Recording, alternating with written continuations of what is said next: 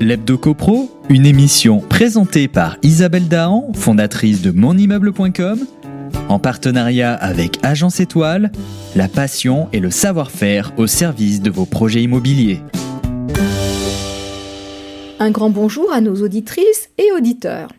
Cette semaine, nous avons retenu une étude CSA réalisée pour HomeServe qui analyse la façon dont les Français en cette période de crise du Covid-19 se projettent aujourd'hui et surtout demain au sein de leur logement.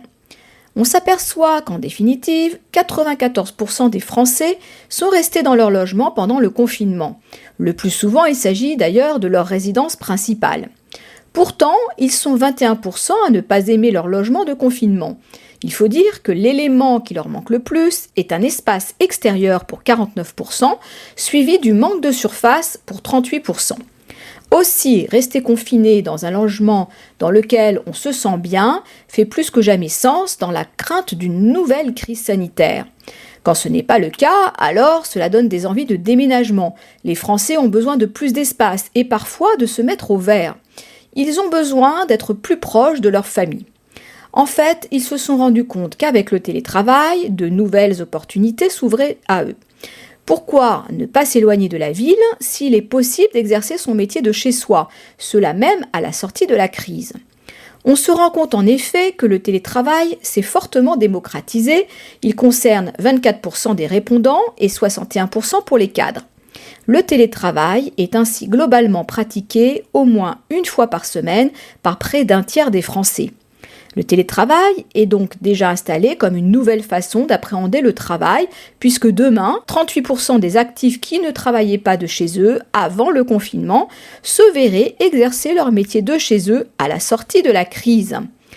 Quitte à vivre chez soi longtemps, autant que l'on s'y sente très bien. Les dépenses pour la maison, aménagement, entretien, travaux sont privilégiées au détriment des loisirs et sorties. En effet, 46% des Français souhaitent encore plus profiter de leur logement.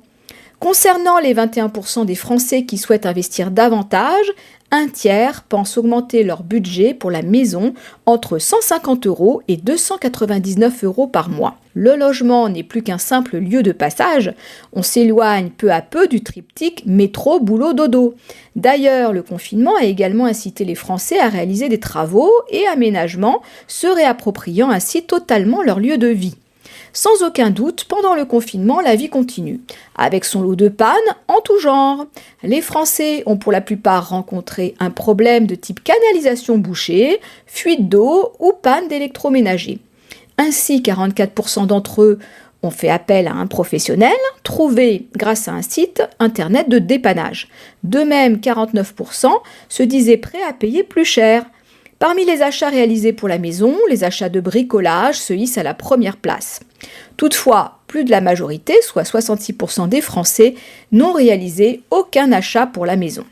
À noter qu'en matière de gestion des pannes, la crise sanitaire ne semble pas avoir eu d'impact sur le temps d'attente d'un professionnel, car pour 63%, l'attente est seulement d'une journée, et pour 91%, il est inférieur à une semaine. Du côté des professionnels, ils ont placé en premier les attentes de leurs clients en matière de protection, d'hygiène et de sécurité.